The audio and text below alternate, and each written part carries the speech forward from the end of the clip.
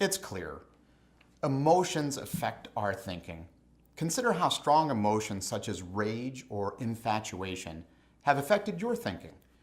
When we look back at the thoughts that occurred to us while experiencing these strong emotions, we often realize that this thinking was perhaps not the clearest, most productive, or most logical. My colleagues and I have spent a fair amount of time examining how emotions impact the most powerful thinking skill humans possess, creative thinking. The purpose of this video is to briefly review the affective skills that influence our ability to be effective creative thinkers and problem solvers. These are the skills that help you manage your attitude and emotions in a way that improves the probability that you will be a more successful creative thinker. Through our research, we've identified 7 key affective skills that directly impact your creative thinking ability. We call these skills the Magnificent 7. These 7 skills map directly to the steps of the creative problem-solving process taught at the International Center for Studies in Creativity.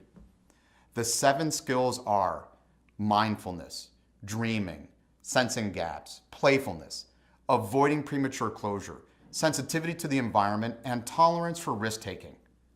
Let's look at each one. Mindfulness is used within the executive step of the creative problem-solving process. It's associated with the step we call assessing the situation. Mindfulness requires us to attend to our thoughts, feelings, and sensations relative to the present situation. It enables us to be more aware of what is happening in a situation and to know what kind of thinking is required to resolve the present situation. Ever hear someone say, "I wasn't even aware we had a problem"? That's an example of low mindfulness. Next, dreaming is used in the step exploring the vision. By dreaming, we imagine our greatest hopes and desires. Creative thinking requires a big dream, a bold aspiration. Once we have the vision, we need to then consider how to get there. In the next step we call formulating challenges, we use the affective skill of sensing gaps. By sensing gaps, we become consciously aware of the discrepancies between our current reality and our vision of the desired future state. Next, we need to generate ideas to close these gaps. In this step, exploring ideas, a playful attitude enables us to freely toy with new possibilities. Remember when you were a child, how you could entertain yourself through your own playful imagination. It's this kind of playfulness that is the key to producing breakthrough ideas. The creative process doesn't stop with an idea. We need to turn these novel ideas into workable solutions, moving good ideas to great solutions. In the next step, formulating solutions, it's important to engage in the affective skill referred to as avoiding premature closure. Avoiding premature closure allows us to resist the urge to push for a decision or to prematurely close down our thinking. One way to develop commitment to a solution is to remain open to other possibilities. By remaining open, we sometimes discover a new and better alternative. And if we don't, then we can be assured that the solution we were initially drawn to was indeed the best option. Having a breakthrough solution isn't enough to ensure success. Next, you need to think about gaining buy-in for this proposed change. This is the purpose of the next step, exploring acceptance. Exploring acceptance is greatly enhanced through the affective skill we call sensitivity to the environment.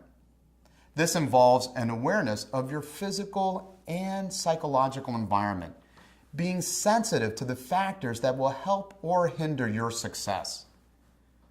Finally, creativity is about bringing novel and valuable ideas to life. In the last step, we focus on implementation. We call this step formulating a plan. The attitude necessary to sustain your success is tolerance for risk. You have a new, bright, beautiful solution, a real breakthrough, but sometimes our own fears undermine our ability to carry this change forward.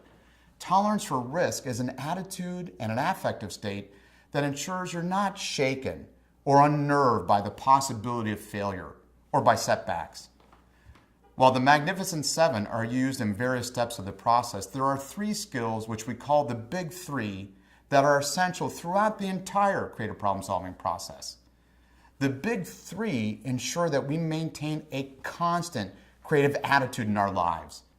First, there's openness to novelty, which is about being able to entertain ideas that at first seemed outlandish or risky. Second, tolerance for complexity refers to being able to stay open and to persevere without being overwhelmed by large amounts of information, complex issues, or competing perspectives. And finally, tolerance for ambiguity is being able to deal with uncertainty and to avoid leaping to conclusions.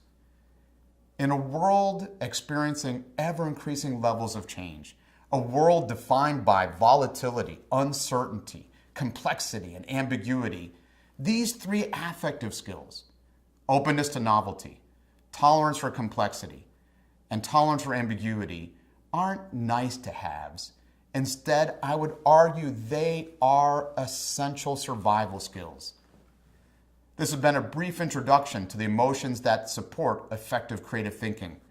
To learn more about these affective skills and the cognitive strategies proven to enhance your creative thinking, see Puccio, Mance, and Murdoch's book, Creative Leadership: Skills That Drive Change. Thank you.